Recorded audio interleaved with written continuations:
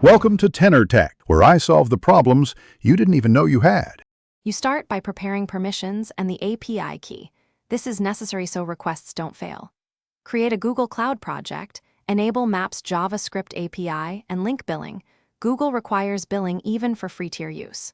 Once done, create an API key and restrict it by HTTP referrer to your domain for safety.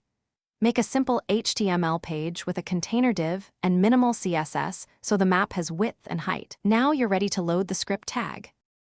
Next, load the Maps JavaScript library via a script tag that includes your API key and an onload callback. In that callback, instantiate Google Maps. Map on your container, setting center coordinates and a zoom level so users see the right area immediately. Then add a marker using new Google Maps. Marker and attach an info window for details.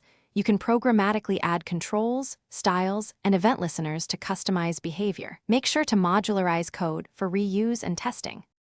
To finish, add advanced features like places autocomplete, geocoding, or directions by enabling those specific APIs and wiring requests either client-side or through a server proxy. Use environment variables or a backend to keep the API key secure and make keys domain restricted. If something goes wrong, check the browser console for API errors, confirm referrer restrictions and billing status, and review quota limits. These are the most common failures.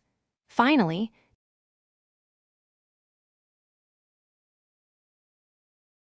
Thanks for watching. Subscribe to keep your life in tune.